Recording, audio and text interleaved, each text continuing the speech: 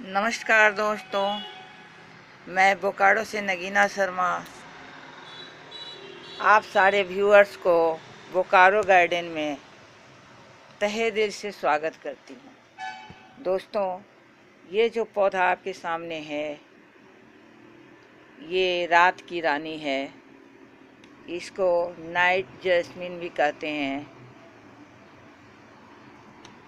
दोस्तों, ये रात की रानी पौधा की क्या विशेषता है, इसकी जानकारी हम लोग लेंगे और इसको लगाएंगे अपने पॉट में। दोस्तों, सबसे पहले आपसे इसके बारे में चर्चा करने में मैं बता दूं कि यह सब ट्रॉपिकल पौधा है। सब ट्रॉपिकल जगह में ये पौधा होता है। यह आपको गर्मी के दिन में इसमें फूल आती है, काफ़ी फूल आती है। इसकी सुगंध बहुत ही खूबसूरत होते हैं, मन भावन होते हैं। आप इसकी खुशबू से आपके मन मुग्ध हो जाएंगे। दोस्तों, ये वेस्ट इंडीज का पौधा है, एवरग्रीन, यानी ये कभी भी सूखता नहीं है, हमेशा हरा भरा रहने वाला पौधा है। ये सोलेनेसी फैमिली का है, जो हम लोग जानते हैं। बहुत सारे पौधे जो इस फैमिली से आते हैं वे जहरीले माने जाते हैं। यहाँ तक कि कहीं कहीं पर इस पौधे पर भी बैन करने की बात की गई है, लेकिन ऐसी कोई ख़ास बात मुझे समझ में नहीं आ रही है। हाँ, ये ज़रूर है कि जिनको अस्थमा है, श्वास संबंधी रोग है, कोई बीमारी है, वैसे लोगों को इसके फूल की गंध से थोड़ी परेशानी हो रही होगी, हो सकती है, क्योंकि इसकी सुगंध बहुत ही तेज है। आपके पूरे वातावरण को, पूरे यूँ कहें आपके ही नहीं, आपके पूरे मोहल्ले को यह सुगंधित करके रखता है। तो जिनको अस्थमा वगैरह है उनको थोड़ी परेशानी हो सकती है। दोस्तों, जैसा कि बताया जाता है कि इसके सुगंध से आकर्षित होकर स्नेक भी इसके करीब आते हैं। ऐसे मैंने इसे ज़मीन में लगा रखी है, मेरे यहाँ तो कभी स्नेक आए नहीं, मेरे यहाँ नहीं आए हैं। लेकिन इसके बारे में यही कहा जाता है कि अगर रात की रानी के पास करीब में दिन का राजा अगर लगा के रखो तो सांप नहीं आएंगे। अब ये कहने सुनने की बातें हैं, इसमें कहाँ तक सच्चाई है इसमें हमें नहीं पड़ना है। इसकी खुशबू को देखते हुए इसको हम लोग अपने बगीचे में लगाते हैं। दोस्तों, ये हमारे बगीचे को हरा भरा रखता है। इसके फूल बहुत छोटे छोटे नन्हे नन्हे होते हैं और काफ़ी मात्रा में, काफ़ी संख्या में खिलते हैं। दोस्तों, मैंने यहाँ पर थोड़े से इसके फूल को निकाल के रखे हुए हैं। फूल जो झड़ के मेरी ज़मीन में गिरे हुए थे उसे मैंने निकाल कर इसमें रखा है। आप इस पर गौर करें, ये गुच्छे के गुच्छे खुशबूदार फूल जब रात में खिले रहते होंगे तो कितने अच्छे लगते होंगे। दोस्तों, ये फूल रात की रानी, इसका नाम ही ऐसा, आपको नाम से ही लग रहा होगा कि ये सूर्यास्त होने के बाद फूल निकलता है और सवेरे तक इसके सारे फूल ज़मीन पर आ जाते हैं। ये देखिए, ज़मीन पर से मैंने आपको इसमें चुन के लाए हैं। एक दो इसमें ताज़े भी, थोड़े ताज़े होंगे, थोड़े हरे दिख रहे होंगे। मैं इसको पकड़ नहीं पा रही हूँ अभी, किधर हरे वाले हैं, शायद ये वाले हरे हैं, ये वाले शायद हरे हैं। तो खैर, इस तरह इसकी फूल की बातें हो गई। इससे सुगंधी ये बनते हैं, परफ्यूम वगैरह भी बनते हैं। ये मधुमक्खी को भी आकर्षित करता है, मधुमक्खी के लिए भी पराग कण वो ये जुटाता है। दोस्तों, इसको मैं लगाते रहती हूँ। जो कुछ भी इसके बारे में मुझे पता है वो मैं आपको बताऊंगी। लेकिन सबसे पहले मैं आपको इसके बारे में बता दूं कि ये जो पौधा है इसे मैंने खुद बनाया है। खुद बनाया है का मतलब है कि मेरे बगीचे में जो पौधे हैं उससे डाल काट कर मैंने ज़मीन में लगा दी थी। कटिंग से ये पौधा बनकर तैयार हो गया। जब ये पौधा बनकर तैयार हो गया उस समय मेरे पास गमले नहीं थे और यह पौधा भी बहुत छोटा सा नन्हा सा इतना बड़ा सा था 6-7 इंच का रहा होगा। तो मैंने इसे एक पॉलीथीन का मेरे पास ये पॉलीथीन का पैकेट पड़ा हुआ था, इसी में मिट्टी डाल के मैंने इसमें डाल दिया। और अब देखिए कितना बड़ा हो गया है। इसकी डालें कितनी लंबी हो गई है, कैमरे वहाँ तक पहुँचाने में दिक्कत हो रही है, इतनी लंबी इसकी डालें हो गई है। ये ऐसे तो ये काफ़ी कठोर इसके ट्रंक हो जाते हैं, लेकिन ये एक तरह से झाड़ जैसा ही, सर्व जैसा ही ये पौधा है। इसमें हर तरफ से आपको ढेर सारे डाल निकलेंगे और जितने डाल निकलेंगे सब नीचे की तरफ ऐसे, जब इसमें फूल निकलते हैं तो ये नीचे की तरफ झुक जाते हैं और उसमें जब झुके झुके डाल होते हैं काफ़ी, तो कितने खूबसूरत लगते हैं उसे देखने पर पता चलता है। तो दोस्तों मैंने इसको पहले से काट दिए हैं, क्योंकि कैंची से काटने में दिक्कत होती है तो मैंने इसको काट के रखी है। अब मैं इसको एक हाथ से हटाने की कोशिश करती हूँ। आप देखें कि इसकी जड़ें कैसी है। जड़ें इसकी लगती है ऊपर तक आ गई है। इसको तो दिक्कत होगी निकालने में।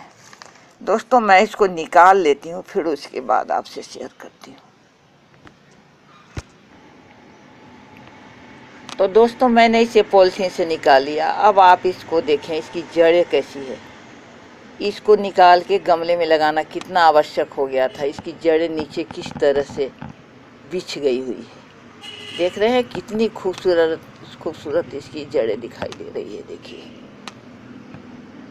ये पूरी की पूरी जड़ें इस तरह से, इसकी जड़ें चारों तरफ इसकी जड़ें निकल गई है। तो इसे अब हम लोगों ने निकाल लिया है, तो इसे अब इसमें मिट्टी में गमले में लगा दिया जाए। भारी है ये तो काफ़ी। ये गमले में मैंने मिट्टी भर के रखी हुई थी, इसी में मैं इसको लगा देती हूँ। अभी मैं इसको कुछ भी डिस्टर्ब करना नहीं चाहती हूँ, ये जैसे है वैसे ही इसको लगा देती हूँ। तो इस तरह से इसमें इसको रखने के बाद अब इसके चारों ओर मिट्टी भर देनी है। दोस्तों मिट्टी वही है 50% बालू, 50% गोबर के खाद और खेत की मिट्टी, बस थोड़े से ऑर्गेनिक फर्टिलाइज़र, इसी का मिश्रण मैं बनाकर रखती हूँ और जब भी गमले में पौधे लगाने होते हैं उसी का इस्तेमाल करती हूँ। और मैं जो करती हूँ उसी को मैं आप लोगों से शेयर करती हूँ। मैंने जो खुद किया है उसी को मैं आपको बताती हूँ। दोस्तों इसमें नन्हे नन्हे छोटे छोटे फल भी निकलते हैं। फूल के गिरने के बाद इसमें फल भी आते हैं, लेकिन इसके फल कोई खाने वाले नहीं होते हैं, बल्कि इसके फल जहरीले होते हैं। अगर आपके घर में पेट है या छोटे बच्चे हैं तो उनको इस बात की जानकारी दे दें, उन्हें सतर्क कर दें कि इसके फल को वे गलती से चखने की कोशिश ना करें। ऐसे फल इसके कोई ऐसे बहुत दिखने वाले नहीं होते हैं कि बच्चे उसको खा लेंगे, लेकिन दोस्तों बच्चे तो बच्चे होते हैं, उनको कोई अगर मना करोगे तो वो और कोशिश करेंगे कि क्यों मना किया जा रहा है। ये भी एक बच्चों की एक ये भी आदत होती है, लेकिन फिर भी आप सतर्क रहें और बच्चे को इस बात की जानकारी जरूर दे दें और पेट को इनसे थोड़ी दूरी मेंटेन करें। पेट को इनके करीब में न जाने दें। दोस्तों ये काफ़ी सुगंधित पौधा है और आपके पूरे घर के वातावरण को खुशबूदार बना के रखेगा। मैं इसके फल भी जो लगे हुए हैं उसको भी मैं काट के लाई हूँ, उसे भी मैं आपसे शेयर करूँगी। मैंने सोचा कि वो फल भी मैं आपको दिखा दूँगी कि किधर कैसे फल इसमें छोटे छोटे नन्हे नन्हे फल लगते हैं।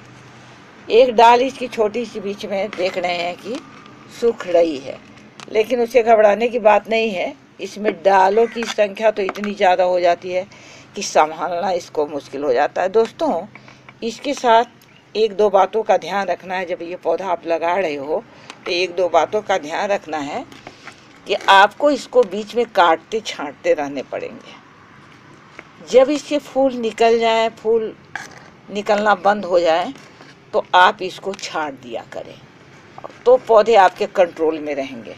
वरना ये तो इतने बड़े और इस तरह चारों तरफ झाड़ झंखार के जैसे हो जाएंगे कि आपके कंट्रोल में ही रहना इनको मुश्किल हो जाएगा। दोस्तों ऐसे तो ये गर्मी के दिनों का पौधा है, गर्मी के दिनों में खिलता है, लेकिन अगर केयर अच्छे से की जाए तो ये हमेशा खिलता है। जिसमें आपने अभी देखा भी होगा कि मेरे बगीचे में यह अभी भी खिल रहा है। हालांकि मैं ये नहीं कहती हूँ कि मैं बहुत ज़्यादा केयर करती हूँ, लेकिन बस थोड़ी सी ध्यान आपको देनी है।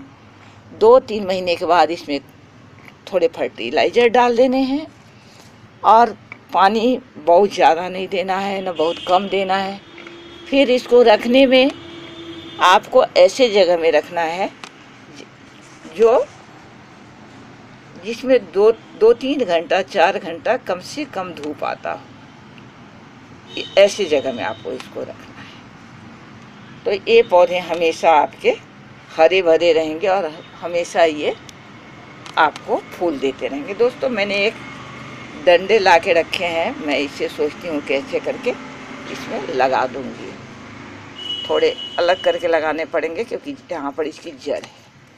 तो ऐसे करके इसको अभी सहारा दे देती हूँ। और ये अभी बहुत झुक रहा है तो इसको भी मैं थोड़ा बांधने की कोशिश करूँगी। दोस्तों अगर इसको मैं आप चाहो तो आप इसको लंबाई में बढ़ने दे सकते हो। नहीं बढ़ने देना है तो आप इसको छांट दो यहाँ से और नीचे ही घना होने दो। ये आपके अपने चॉइस पर है। तो दोस्तों मैंने आपसे चर्चा की है इसके फल की, वो मैं आपको दिखा देती हूँ। लेकिन उससे पहले जब पौधे लग गए हैं तो इसमें पानी दे दिया जाए। तो इसमें पानी देने में अच्छी प्रकार से इसमें चारों तरफ से पानी दे दीजिए। ये कोई ज़्यादा कठिन नहीं है लगाना। और इसके डंठल वगैरह जब काटे आप कटिंग करें तो ज़मीन में आप उसको सीधे भी आप डाल दोगे ज़मीन में तो उसके नए पौधे तैयार हो जाएंगे। वैसे बरसात के दिन में अगर आप कटिंग लगाते हो तो पौधे आसानी से निकल जाते हैं। देखो अभी मैं इसको इतना ही रहने देती हूँ। फिर और पानी ये लेंगे तो और पानी दे दूँगी। गमले भीगना शुरू हो गए। अब नीचे ड्रेनेज होल से जब पानी आ जाएंगे तो मैं समझूंगी कि अब इसको पानी की आवश्यकता नहीं रही।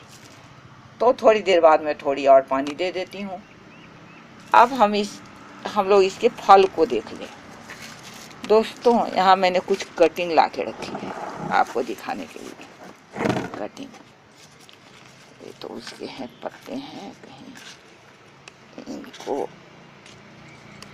बांध दिया जाए तो अच्छे रहेंगे। ऐसे करके बांध देंगे। ऐसे मैं इसको सोचती हूँ कि बांध दूँगी। मैंने एक बांधने वाले भी लाए हैं। ये देखो बांधने के लिए मैंने एक टुकड़े लाए हैं, लेकिन एक हाथ से बांधने में तो दिक्कत होगी, इसलिए मैं लगता है बाद में बांधूंगी। ऐसे करके इसको या बांध करके बाद में मैं आपको इसको दिखाती हूँ। ठीक है, अभी इसको ऐसे रखती हूँ। तो दोस्तों अभी हम लोग इसको देख लें। ये मिट्टी आ गई है, इसको हटा देती हूँ। चलिए, तो ये कटिंग है जो मैंने तोड़ के लाए हैं। इनमें एक एक करके मैं दिखाती हूँ। देखिए कटिंग काटने में ये देखिए जो ये एरिया है जहाँ से पत्ते निकले हुए हैं, यहीं से फिर आगे चल के फूल भी निकलते हैं। यहाँ आपको दिख रहे होंगे ये एक डंठल, ये वाली, ठीक है, इसमें फूल निकले थे। आप ध्यान देंगे तो आपको लगेगा कि ये फूल निकले थे। तो यहाँ जहाँ फूल निकले हुए हैं उससे 1 इंच छोड़ के आप डंठल को काटें। फूल जहाँ निकले हुए हैं उससे 1 इंच छोड़ के आप डंठल को काटें। कटिंग करने का सबसे सही तरीका यही है कि जहाँ तक फूल निकले हुए हैं, यहाँ फूल मैंने देखा कि यहाँ तक फूल आए हुए हैं, तो उससे नीचे छोड़कर मैंने 1 इंच छोड़कर इसको काटे।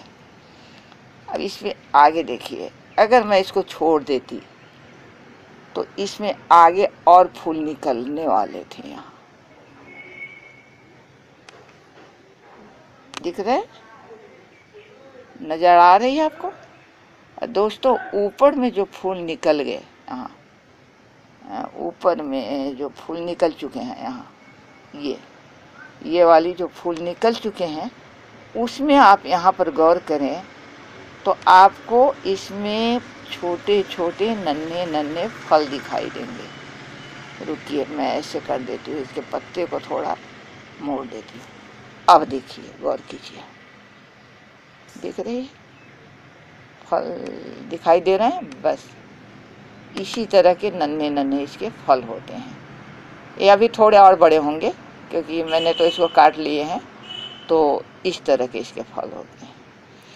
और मेरे बगीचे में ये फूल हमेशा ही निकलते रहते हैं। अभी भी निकल रहे हैं, अभी भी इसमें फल लग रहे हैं। जबकि अभी देख रहे हैं आपके यहाँ भी होगी, मेरे पड़ोसी देश में भी अभी काफ़ी ठंड होगी, क्योंकि इधर सब तरफ एक ही तरह का वातावरण रहता है, एक ही तरह का मौसम रहता है। इसमें भी गौर कीजिए। एक मैं और दिखला देती हूँ आपको ताकि और आपका कंसेप्ट क्लियर हो जाए। ये देखिए, ये मेरे अंगूठे के पास ये वाली इससे फूल निकल चुके हैं। तो इसको छोड़कर मैंने 1 इंच छोड़कर इसके नीचे इस डाल को काटी है। इसी तरह आप ही छांटने के समय ध्यान रखें कि 1 इंच छोड़कर डाल को काटें। इसमें देखिए, इसमें अभी फूल, कभी कभी कुछ फूल बेचारे लगे रह जाते हैं। देखिए इसमें अभी लगे हुए हैं, इसलिए मैंने इसको लाई। हालांकि ये सूख गए हैं लेकिन लगे हुए हैं। ये इसमें देखिए अभी कितनी ठंड है और ये फूल इसमें अभी खिल रहे हैं। देखिए इसमें 2 3 4 एक साथ लगता है चिपके हुए। इसको मैं पहले से छू नहीं रही थी कि गिर जाएंगे। देख रहे हैं, ये इसके फूल हैं ये, और फिर ये इसके नीचे जो है वो नन्हे नन्हे फल हैं। तो इस तरह से आप अपने घर में बगीचे में इसके फल, एक छोटे से थे तो मैंने इसको काट लिया कि आपको इसमें कंसेप्ट ज़्यादा क्लियर हो जाएगा। देखिए इसके फल इतने बड़े हो चुके हैं, लेकिन ये जहरीले हैं। ये फल हमारे किसी काम के नहीं हैं, इस बात को ध्यान रखेंगे। तो दोस्तों, इस तरह से हम लोगों ने आज रात की रानी पौधा के बारे में कुछ जानकारी ली है। इसको मैं आपको बांध करके नहीं दिखाती हूँ, मैं बाद में बांध लूँगी इनको, क्योंकि आपके वीडियो के लेंथ बड़े हो जाएंगे। इसको मैं इसमें बाद में बांध दूँगी। ठीक है दोस्तों, तो अब ये आपका रात की रानी का पौधा लग गया। अब आप इसको लगा करके इसके सुगंध लें। आपके पूरे घर में, पूरे परिवार में, आपके मोहल्ले में, आपके अड़ोस में, पड़ोस में, आपके देश में, सब जगह इसकी खुशबू फैलती रहे।